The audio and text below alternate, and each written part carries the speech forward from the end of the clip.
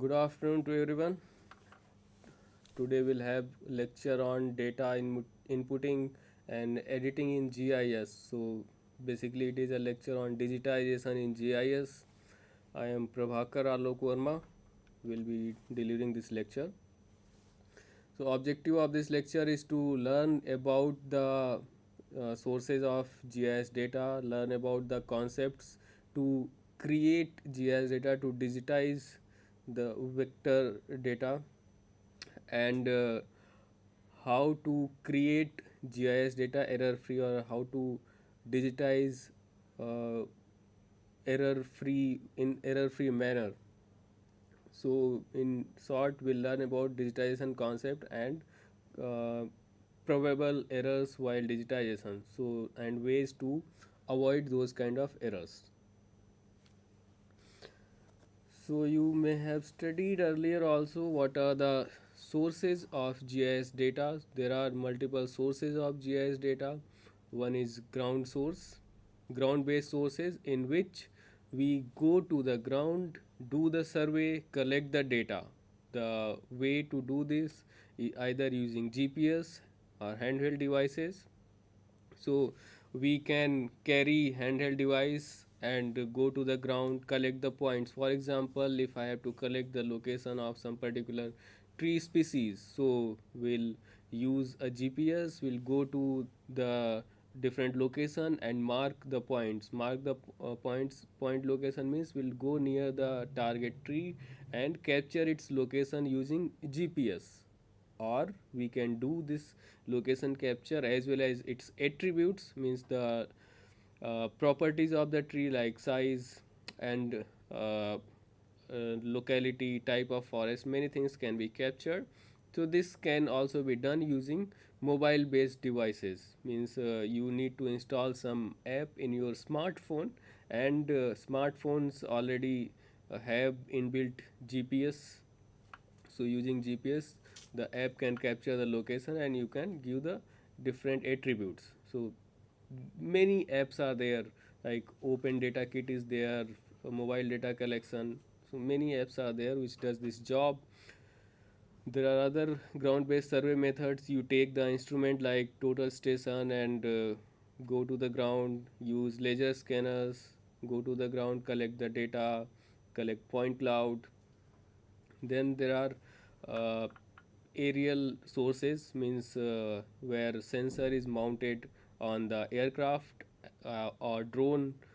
Using that, GIS data can be collected. So basically the drone or aircraft, the sensor mounted on these devices, it will capture the photographs of the ground, the geotagged photograph. So later on they can be used for further analysis. Other sources, the satellite based sources. Satellite based source means those sources will give you a satellite image, and later on you can digitize, classify this satellite imagery in the form of vector data. Like if we from the satellite image we get a photograph of the earth's surface. Later on what we can do, we can do digitization, we can create different features on the ground, like we mark road, we can mark buildings, we can mark water bodies. So this is how we generate data. There is another source which is a map, topographical map. So you can suppose you have to create roads in GIS domain. Basically, suppose you have to digitize roads, so you can use topographical map as a background and digitize over that. So you can get the topographical map from Survey of India, and you cannot directly start digitizing the map, because map, you whatever you get from the Survey of India, the generally you get the hard copy map. There is also provision of getting soft copy, there is also provision of getting GIS data.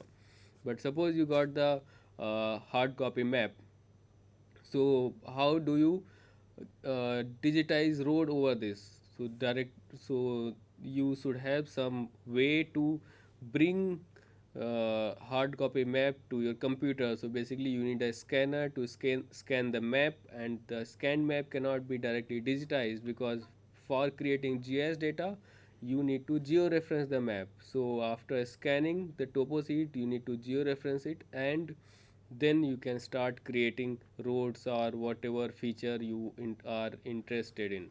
Like road you can create, water bodies you can create, different point of interest, point locations you can create. There are other web-based sources like OpenStreetMap, web map services, so you can create data directly over them. So, what we do in digitization process, we have a raster data, and over raster data we create uh, vector data points or lines or area features.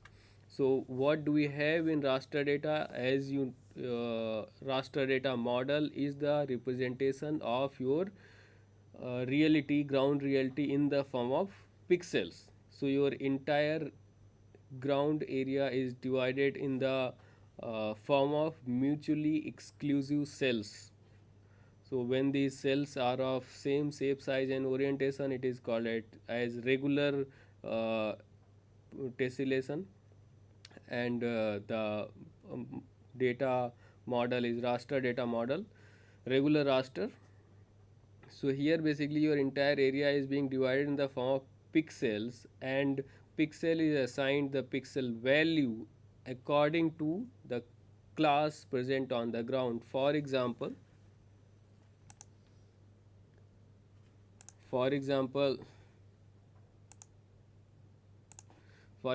here you see this map is showing ground reality, where some portion belongs to corn, some portion belongs to wheat, fruits, then some other land cover class can be there.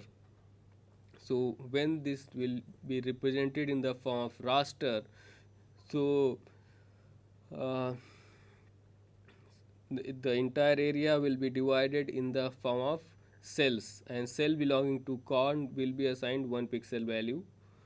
So entire cells belonging to corn will be assigned same pixel value 111. You can see here the 2 is assigned for wheat, then different cell value for fruit, means cell overlapping with the fruit are getting value 4, cells overlapping with clove that is getting cell value 3, and other area is getting cell value 5. So this is the representation in the form of raster.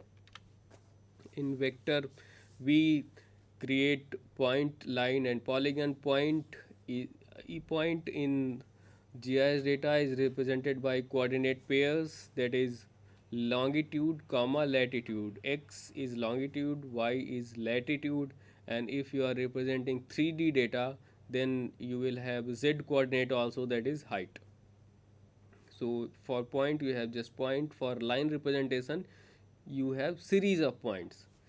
So line is created by connecting many line segments, and line segment is generated by connecting 2 points. So 2 points are connected to make a line segment, and you connect many line segments to make a line feature.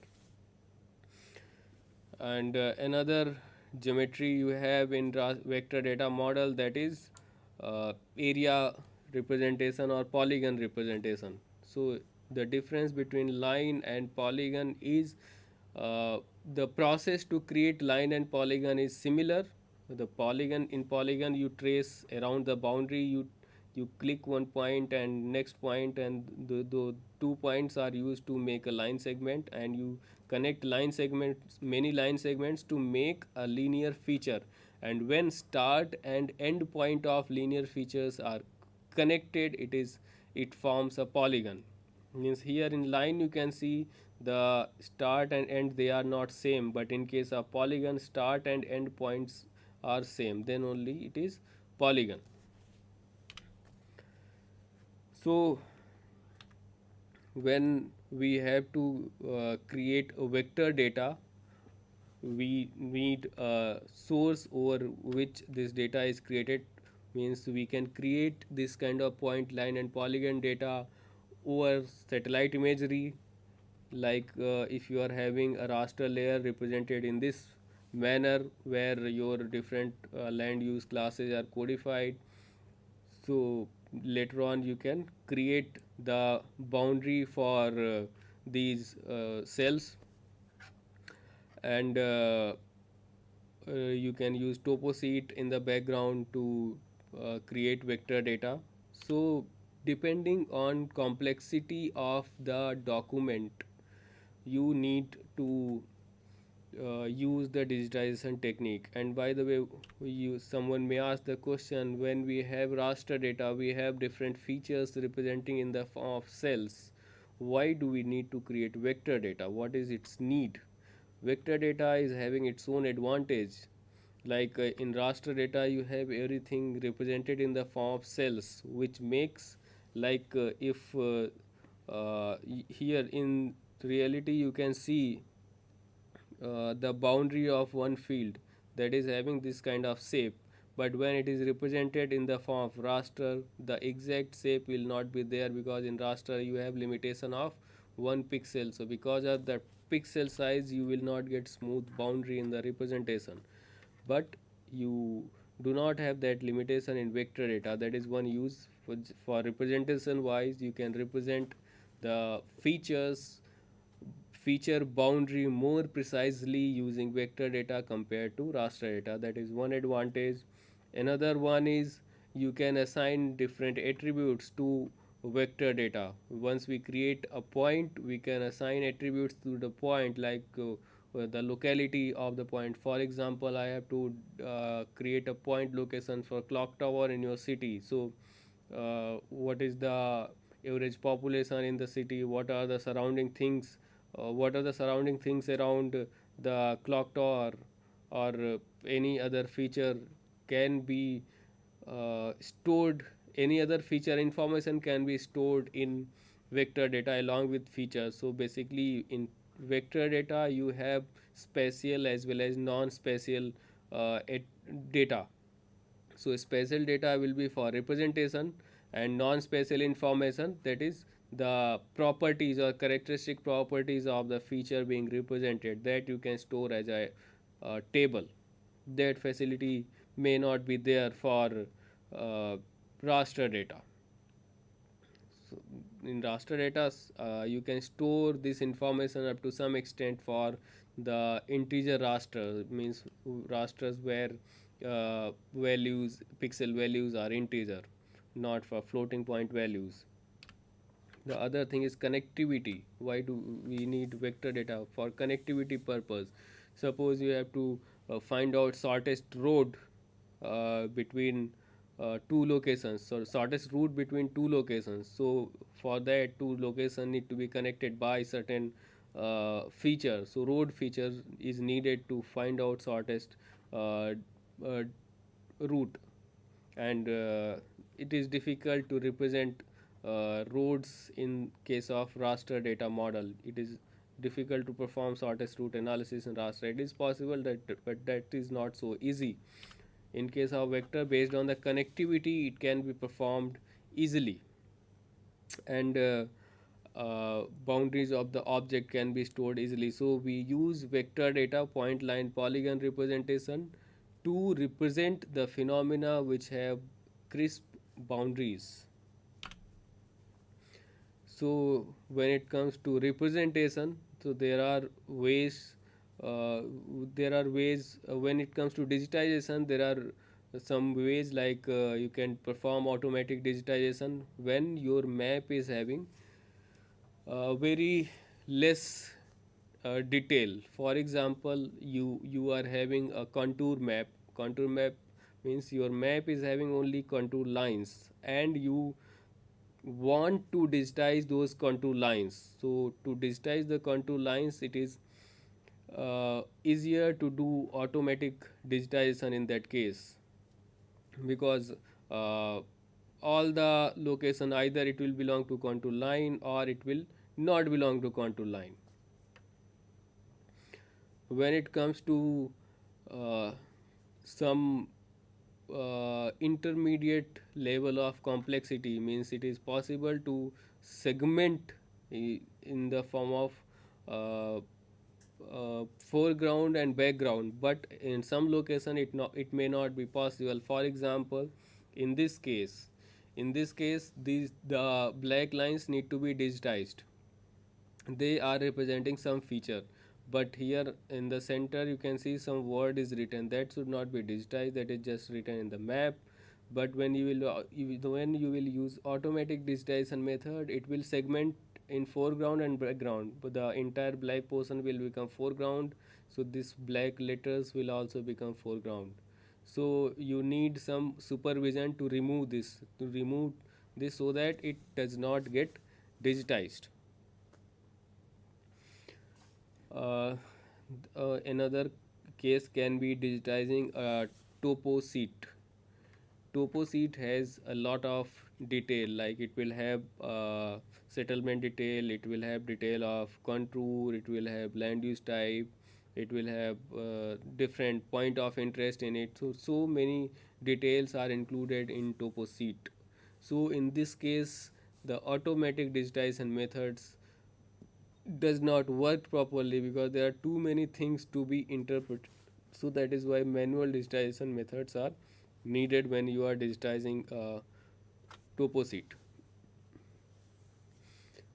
So what we do while we perform digitization, what steps are taken? First of all, we form some features, then sometimes the editing of the features is needed, structuring is needed to split lines in the form of segments and nodes. Then there may be need to segment some lines, join some lines, the encoding of the features, and then association of attributes. Let's see what does this mean when I say feature forming. So when suppose you have a map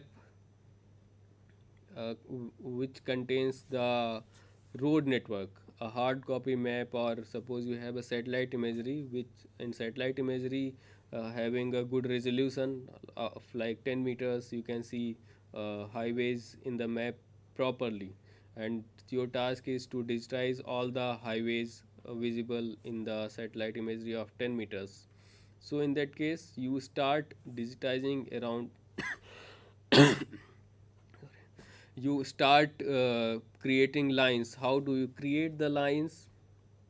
You need to add a blank layer in your software, either paid or open source like ArcGIS or QGIS. You need to add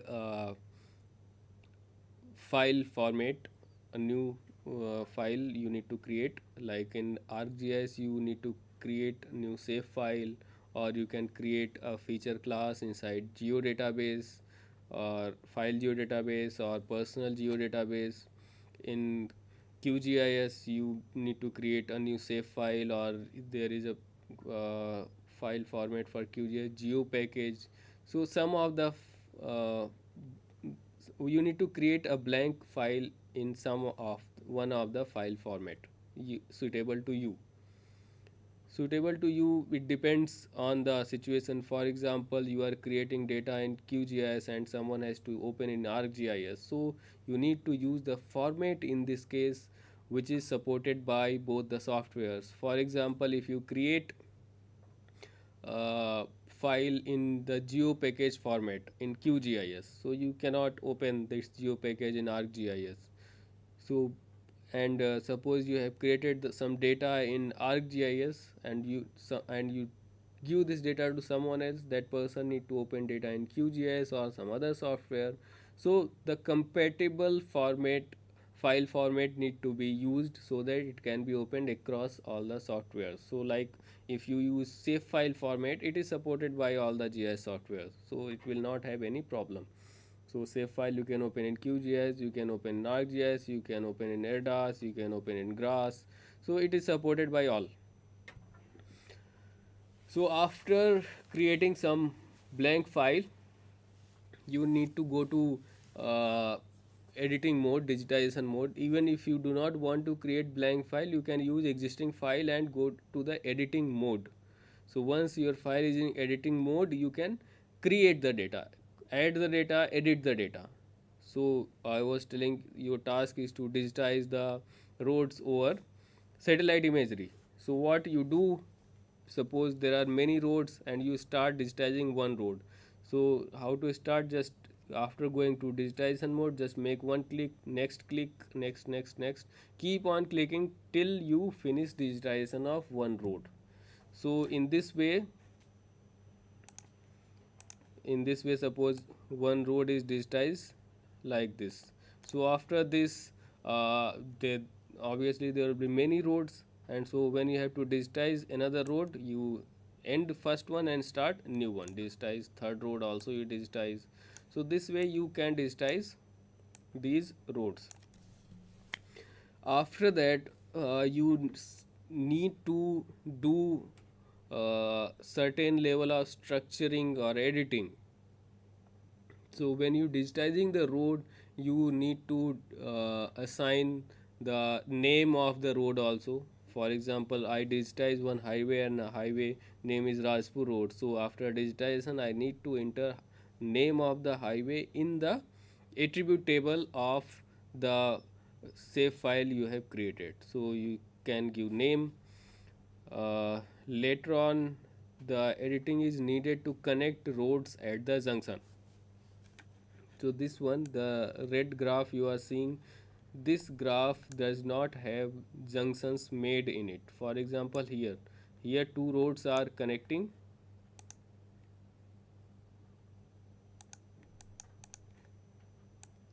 Two roads are connected here.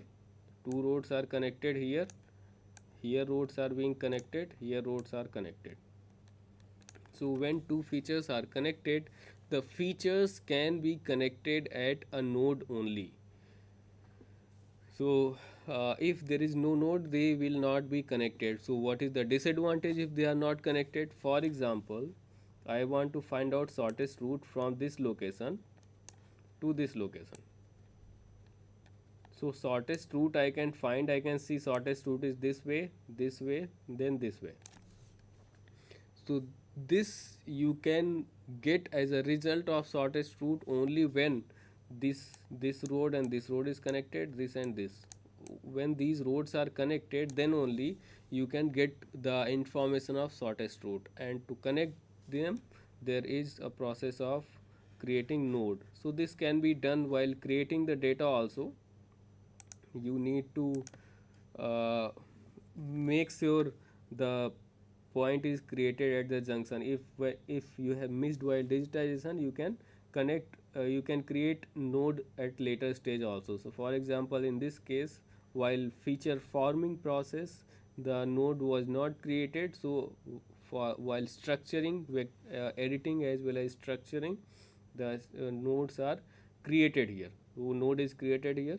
So resources can flow from one this location to this location when there is connection. And here see these two roads, in this case you can see still there is no node. So it is not necessary that all roads should be connected, there can be some overbridge also. So when there is overbridge, then there should not be any node, because when you will create node here, so which means you can take turn at this location. But if there is overbridge here, so you cannot take turn from overbridge. So suppose this yellow one is below and the red one is the overbridge, so you cannot take turn from overbridge to the lower elevation road. So there should not be any road here. The categories like main roads, highways, names can also be written. So this is very important point when you create the vector data, especially road features. You should have nodes when there is connectivity. If there is no connectivity, you make sure there is no node present, because unnecessary it will join, and later on at the analysis you will be getting something else. So what will happen if I create this road here and I publish this data for routing? If I use that data for navigation, so what will my navigator tell? That take left turn or right turn here. But when I go to the ground, there will not be possibility of left or right turn. Similarly, if you do not create node, it will Your navigator will not tell you to take left or right turn, and in practical situation there will be a turn possible. So these small things you have to take care when creating the data. When it comes to creating polygon, so polygons are created by digitizing around boundary of certain feature. So the vector based representation you can use for the features which have crisp boundary. For example, the buildings you can represent using vector data, water bodies you can represent using vector data, but not the temperature, because temperature does not have a crisp boundary, it is a continuous field. So vector data you use for discrete field or object.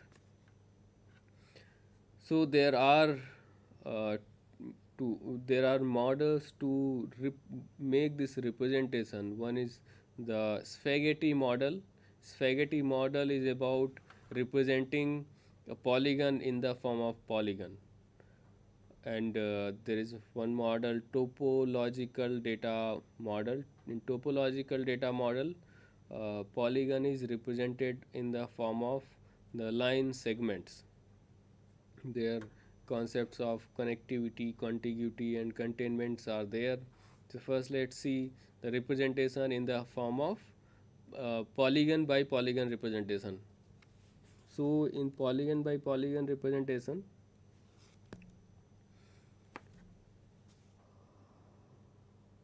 that is also known as spaghetti data model.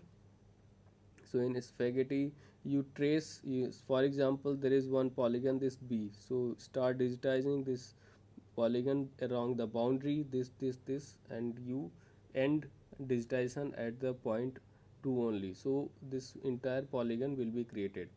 So for polygon A, you again trace along the boundary of polygon A, feature A, you will get polygon A, trace along the boundary of feature C, this is the boundary, you will get uh, polygon for C. So once digitized, you can assign the land use class like forest. Here A is represented as forest, B is represented as pasture, C is represented as forest. Its area, its perimeter, any other characteristic can also be added in the form of attributes. So in spaghetti model, you can see, as I told, uh, when you have to represent B, trace along the boundary. When you have to represent A, trace along the boundary of A. So here you can see B2 is the common boundary between A and B. But in spaghetti model, B is represented by entire boundary of B. A will be represented by entire boundary of A. So which means this common boundary is being stored twice. Same is the case for B6 and B4.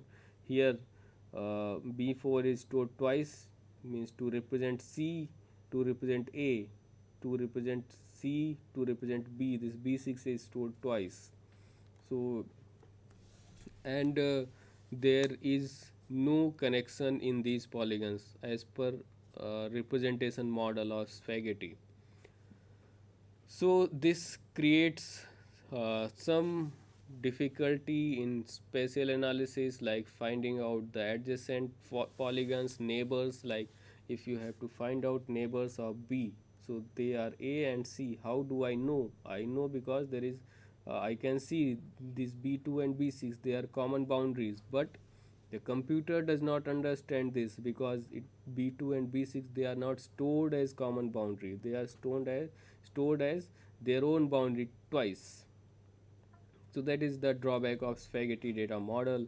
So there comes a topological data model where these uh, polygon is stored in the form of segments, and common segment is stored only once, and the left side polygon of this segment and right side polygon of this segment is also stored. So this way the duplicacy is removed in case of topological data model, and the connectivity information is stored. The left of B2 is A, left of B, right of B2 is B.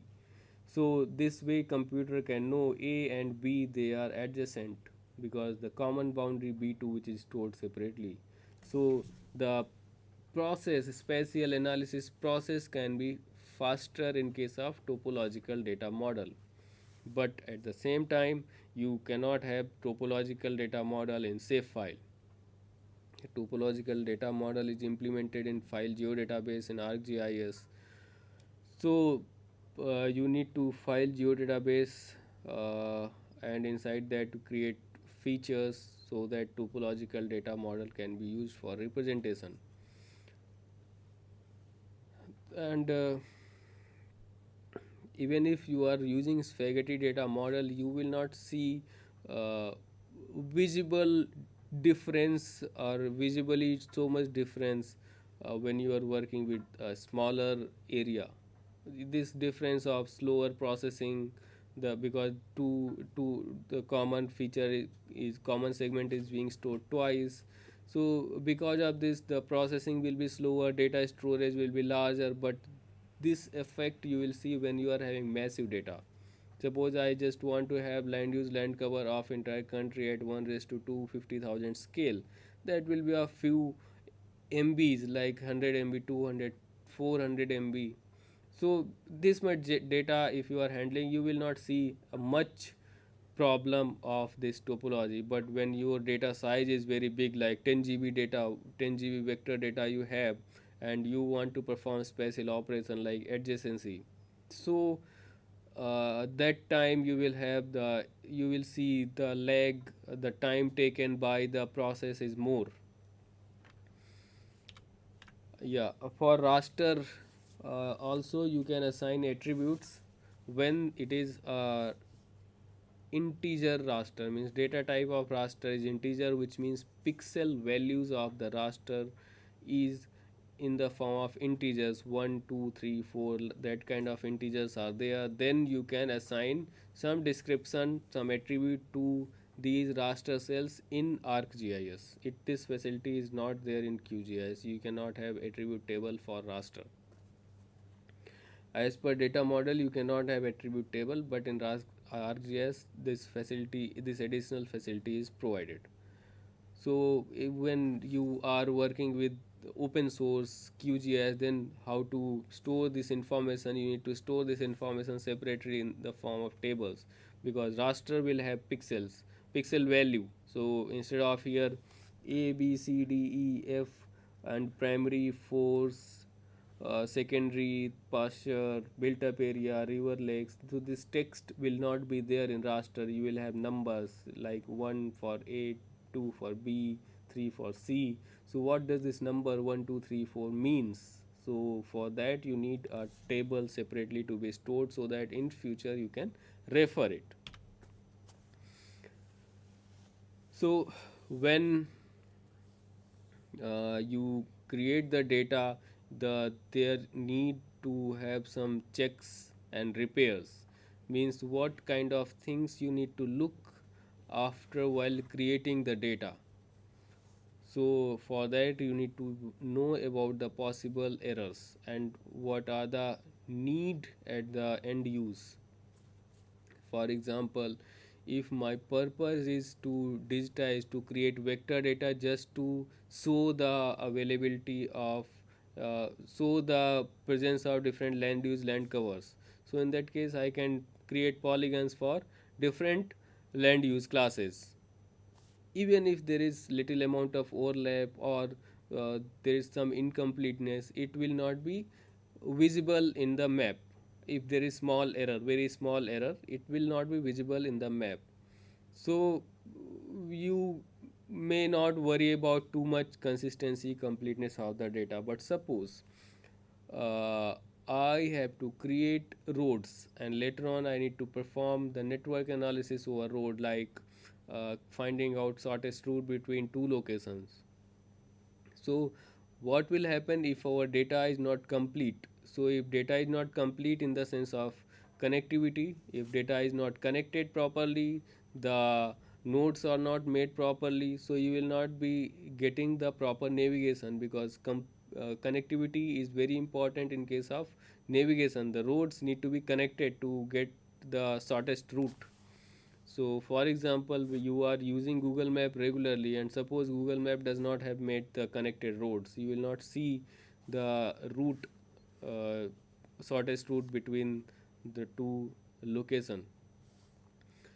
So along with this, we need to check for the geometric quality of the data, which means the location, at least location of the features you are making, that should be matching with the presence of feature on the ground. Suppose I make road in the map and on the ground there is no road, or there is no road in within the 10 meters, 20 meters, so you have made the inaccurate road in the map. So this will lead to errors at the end when you will be doing analysis.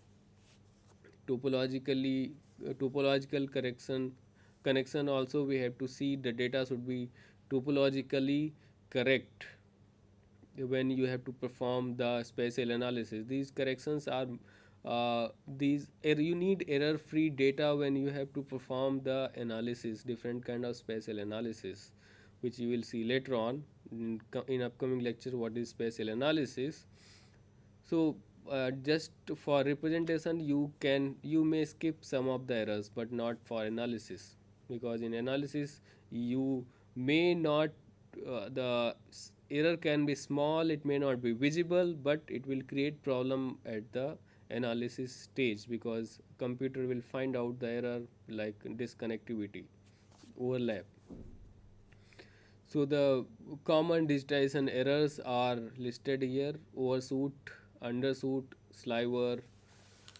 So what is this overshoot error? Suppose you are creating uh, road network, and here you can see this. Suppose this is road network, this is road, this is road, and you have created this part also. This is not connected anywhere, and just small length. So and this small length will not be present anywhere on the ground, because when you are making road will be connected to some other road. This hanging portion cannot be there. Even there is possibility of having dead end of the road, but that will have a larger length. Thus this much small length of the road will not be there available in real scenario. So in that case, this need to be removed. This is the error also known as overshoot. Then here you have another error, undershoot. When two features are not connected, there is some small gap present. In reality they should be connected, but because of the errors in digitization, you can see they are not connected. So this is the digitization error. Sometimes there is a possibility two features are not connected in reality. In that case you can leave it as it is. The duplicate line, creating unnecessary line and leaving the gap, sliver. So this kind of gap also cannot be there when you are digitizing some field phenomena. For example, you are creating land use land cover map. So when you are creating land use land cover map, what will happen? uh, you pick any point in the region you want to represent, there will be some type of land use land cover available. There is no possibility of having any place which is not representing any area, any feature. For example, either it will be cropland, water body, barren, road, forest, it will belong to some class. So when it is belonging to some class, in representation a blank cannot be there, gap cannot be there. There is also possibility of having knot formation. For example, while creating this line, so this is the beginning, for example, so one point is created at the beginning, then next, and it is traced in this way. Here you can find, you can see it is self, lines are self intersecting.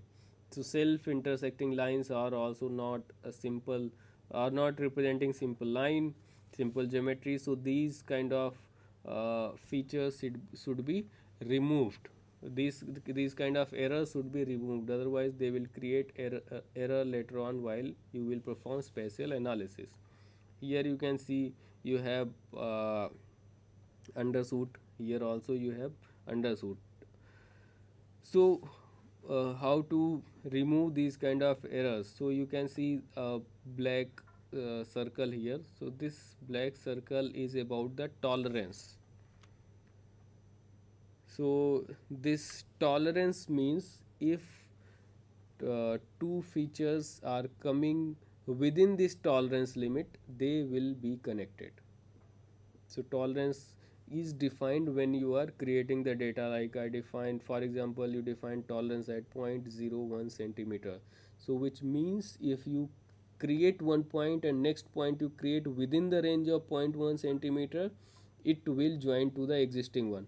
For example, suppose this tolerance limit given here is 1 centimeter.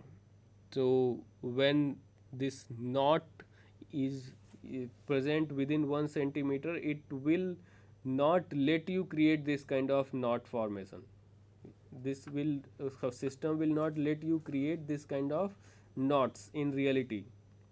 So when you enable tolerance limit and give some tolerance value, it will not let you create this kind of feature, and it will automatically connect to one point.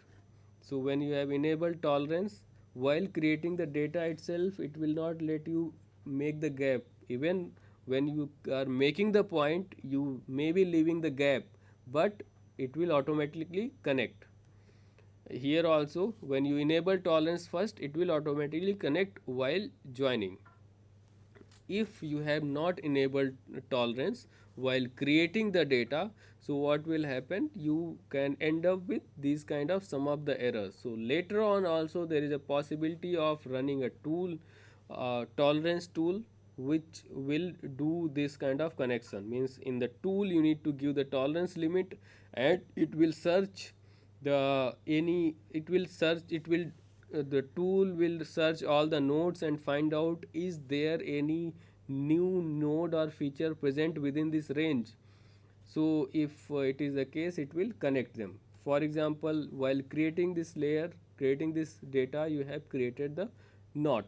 Now you want to clean this, so this is called cleanup operation. When you clean this, when you want to clean this, use the tolerance tool and give the tolerance limit. It will automatically join the features which are present within the tolerance limit, so you will get error free data. uh, so you need to enable this snapping tolerance in the software while doing the digitization. So you can see one example of cleanup operation. Before cleanup means here this column you can see this is created without taking care of the digitization errors. For example, here you can see two polygons are created, but you can see some small gap is left here. This is possible because of human error. When you digitize this, it is difficult to trace exactly along the boundary of existing polygons. So to remove this difficulty, either you can enable the tolerance while digitizing. If you are not enabling snapping tolerance and later on you need to do cleanup, you need to run the tool and you need to give the tolerance limit. So if the separation between these two is less than the tolerance limit, so it will join them and you will get a cleaned uh, polygon. Similarly here, what is the error? You can see two lines, they are hanging. The lines cannot be may not be allowed to hang of such a shorter size. Means in ground, if some feature is present, so basically you define, while digitization you define the minimum mapping unit, means smallest object that can be mapped. For example, I define this as uh, 10 millimeters on the map. So corresponding to 10 millimeters on the map, there will be corresponding length on the ground. So if you measure sometimes these because of errors you create small lines which are less than the minimum mapping unit, means smallest unit that can be mapped. So if they are less than minimum mapping unit, which should not be available in the data, so use the cleanup operation. So if the size is less than the tolerance limit, it will remove this. The gap between these 2 points is less than the tolerance limit, it will join them. Here here uh, you can see lines are created but they are not connected. So if there is need of connection, you need to create a junction here. This junction you will not get from the tolerance. You need to use some different tool, or manually you need to create the junction here. And here what uh, you have two polygons belonging to same class. So when you are digitizing the data, you need to keep the geometry simple, keep the polygon simple. Why use two polygons when you are representing same thing? So merge them. So this merging, dissolving is also uh, can also be done easily as a cleanup operation. Here also because of using snapping it will join. Because of snapping it will join. It will snap to this.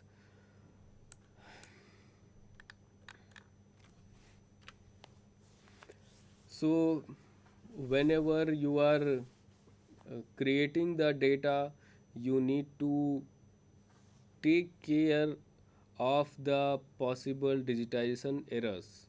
Blindly, you should not start creating the data. The important things before creating the data are enabling the tolerance. When you enable the snapping, first enabling tolerance means enabling snapping. In snapping tool, you can give the tolerance limit. So if you are enabling that in advance, you will end up with less errors. Let otherwise at the end, suppose you have created 2 lakh polygons and now you want to correct the errors. So some of the errors may not be possible to be corrected just by the tool. Some of the errors can be corrected by manual intervention. So if you enable the tolerance snapping tool, the easily you can create error free data. So thank you for your attention.